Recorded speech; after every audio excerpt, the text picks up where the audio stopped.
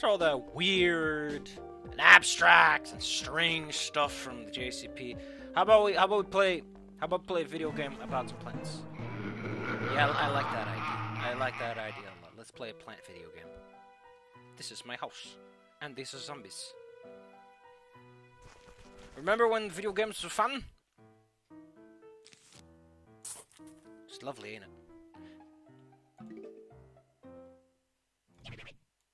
Just up the volume bit just to make sure it's okay.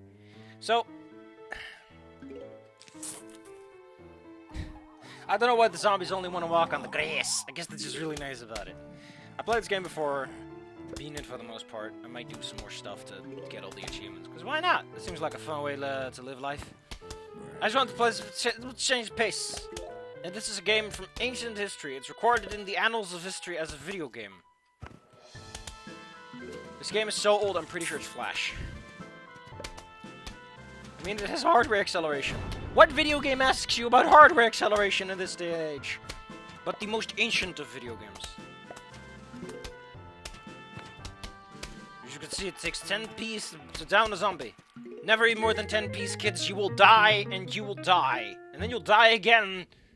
Because after becoming a zombie, they'll make you a zombie, which is like really depressing and existential. Don't think about it, kids. For some reason, someone thinks it's a great idea to roll out some fresh lawn paper. Now, a lot of people have recently figured out, apparently you can do this video game without sunflowers. I'm not in the mood for a challenge. I'm in the mood for just some fun. I'm in the mood for throwing down some happy-go-lucky fun times. If you want to see someone playing this game like a hardballer, you can find them. They're not hard to find. If you watch video games, you're probably going to get them in your recommend. That's all fine and dandy. Oh no, that's just some bamboo. Hello. You like some peas? Man, this looks so crisp. Unlike the tiny section of screen it covers. I'm a genius. But I forgot I have sunflowers. Unlike a lot of other people I've seen playing who are playing this,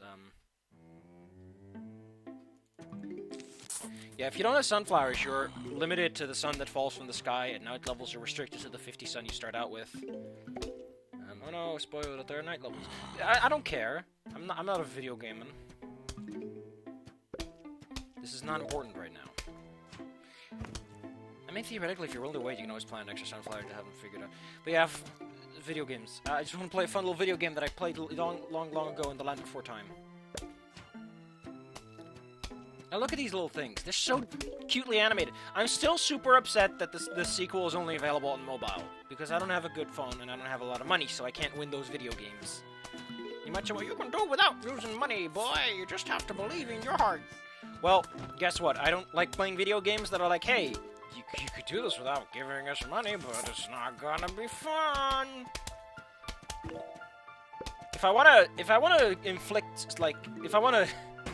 If I'm the kind of person who wants to cut themselves, I'll just get a knife and do it, you know, the cheap way. It's a lot cheaper, and it won't bog my phone down. This game would have benefited from, like, speed-up options. We're far enough along. Also, I don't know what it is about sunflowers, but something about the way that their face is designed just makes you go, that's nice, that's nice. Now that we have mastered the art of the conventional pea shooter, we're going to be getting the cherry bomb. It does mega kablamo damage in a mega kablamo range of 3x3 surrounding itself. Essentially anything adjacent or diagonally adjacent. Just kind of gets a really bad day that day. They're not going to be having a great time. Come on, sunflower, poop out some sun. Now, admittedly, over time, we're going to get something interesting going on. Now, this is super expensive and takes forever to charge up, so it's like, that's not worth the effort, right? That can't possibly be worth it. And no, it's not worth the effort. There are better alternatives to delaying the zombie onset, so to speak. And one of those methods is to just, how do I put this in video game terms? There's a motivation to use temporary weapons as a means to offset the zombie invasion. Like, you put down a weapon that will blow them up eventually, like there's a potato mine you can put down a spud boy, and he'll take care of that zombie eventually. In the meantime, you can spend your sun on producing more sun, which means you can have as much of the sun as you want. Now, I'm just breezing through the first few levels because that's kind of how video games work. It's all breezy until you gotta start eating some chowder. Now, since we're in such a small area, the cherry bomb's expenses are really obvious. I mean, if we put down a cherry bomb, it's gonna, like, destroy everything in a small area. So we're well entrenched. But luckily for us, the game doesn't stay easy. We're not gonna be dealing with 5 rows either. We're gonna be dealing with 6 at certain points in this video game of ours.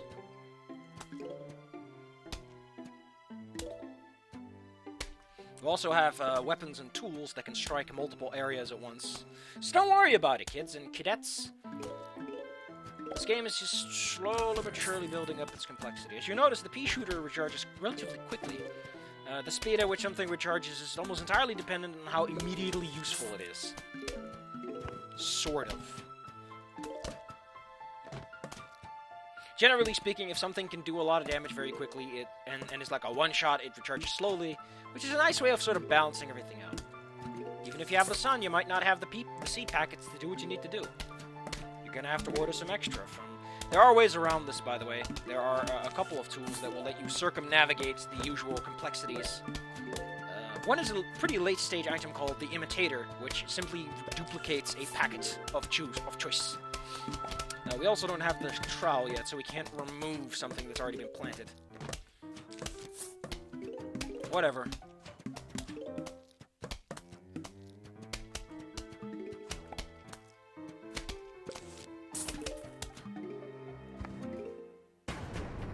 I don't know how intelligent the AI behind this is, like how much it understands the defenses as they have been constructed or not. I like how every time a wave comes, which you can see down here, every time a wave comes, this happens. I think waves are determined by either time or zombie kills, so that if your defenses are flawless, the enemy will just be like, okay. Which, to be honest, would be a very cheap way to increase to give something resembling an intelligent AI. It's like, hey, if you do well, the game is faster, but it's mostly because either you run out the clock or you run out the zombie. Now we get our first defensive building. So zombies, they'll run through our flowers. They'll just go, and then they'll move on to the next one. And the lawnmower in the back will run over every zombie in a lane and destroy them. Although a few zombies, I think, can ignore them, resist them, or otherwise make them less efficient. So, then we have this boy. This boy has tons of health. He can take lots of little nibbles before he dies, which makes him super useful against Zimbambos, who are creeping out of my freaking... Oh. Here's an important part. Later we'll get to pick our seed packets, and in that situation we'll also get to do some other stuff.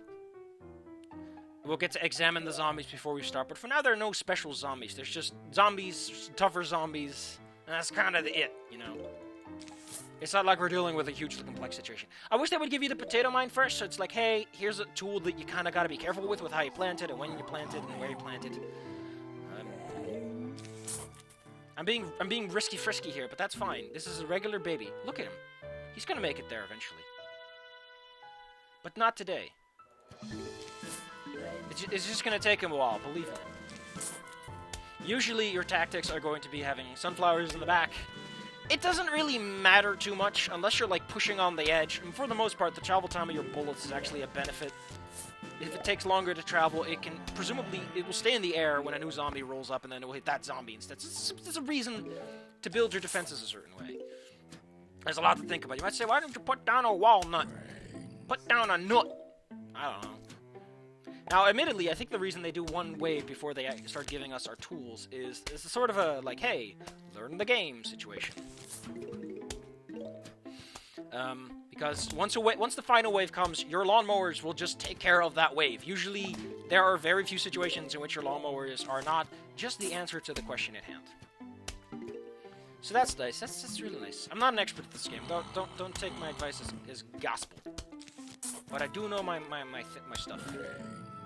Like you can count and you can see it takes about 2 spaces for a zombie to get completely destroyed. Now once they lose their heads, once a zombie's head pops off, they stop eating. They can no longer consume plants at that point. So once you're there, you're safe. You're A-okay, buddy, old pal, chum, old friend. I don't know why they give us this. Why would they give us a defensive building? We can take care of most enemies so far. It's the bucket heads. It's the one with the middle bucket on their head that's the problem. Yeah.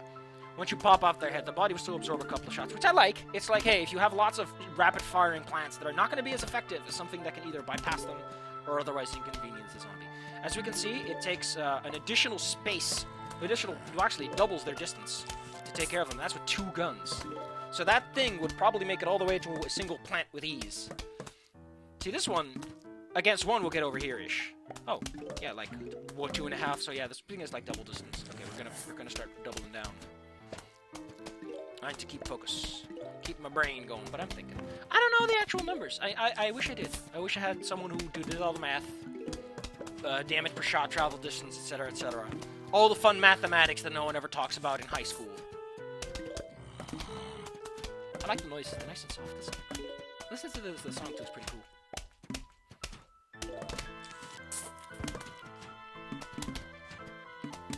Also, I have a soft spot in my baby heart for video games like this, where it's like you build up and then it's like, roar! It's time to battle. Roar! Get ready to rumble.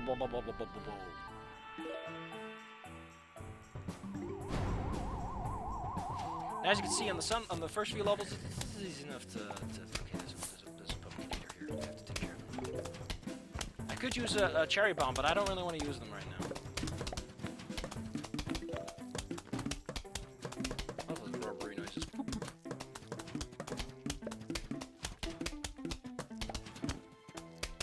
We're gonna do one more level, and then we're basically past the point where this game is straightforward. There, we got the trowel. We can now dig up our plants and remove them if we don't like their positioning. If our character can run outside to dig up a plant, I don't know why. Well, I mean, let's learn how to use the trowel. This is Crazy Dave. I'm surprised he managed to put on a shirt and a belt.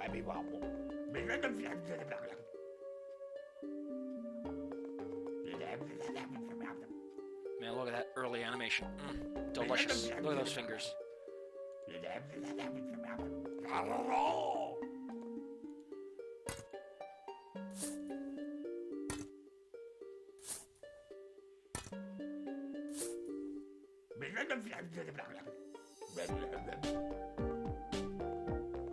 He's so happy. He's like, oh, I'm going bowling.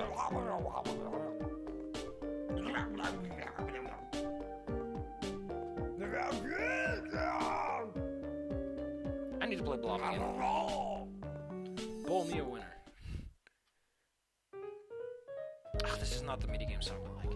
I like the other one. Anyway, we're playing a non-traditional level, which means we have to be non-traditional with our tactics. In this case, we're bowling with nuts. As you can see, the nut will bounce between targets. It will deal a damage.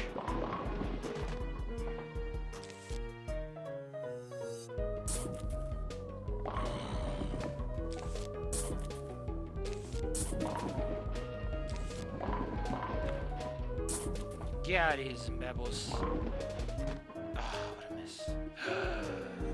Can I please get an exploding nut? I would really appreciate an exploding nut right now. There are red nuts that will also spawn up here. They're exploding nuts! They explode. That's why they're called exploding nuts. Oh,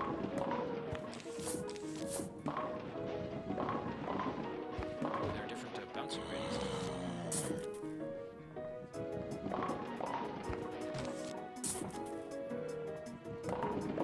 Oh, Crazy Dave's having a good day. What a nice neighbor I have, helping me ward off the zombie apocalypse all by my own.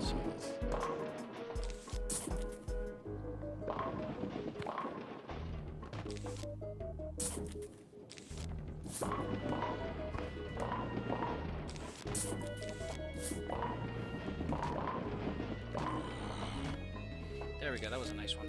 Oof. Oof. I'm pretty sure there are exploding nuts on this level. Can I have some? A huge wave of zombies, which is actually good for us because it means that our nuts will bounce around more.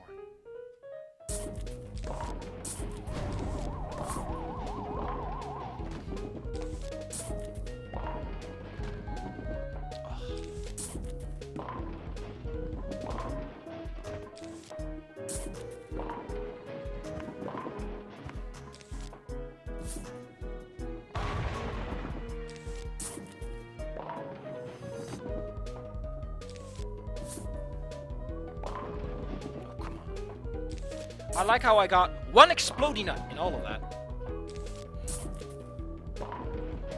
Now we get the landmine, or the potato mine, or the peach cobbler. For now, preserving our things isn't important, but later they will be. The potato mine is as simple as it gets. You put it down in the ground, after a couple of seconds it will pop out, and then it will explode. It takes a while to deploy, around 3 spaces of zombie movement, before it's active.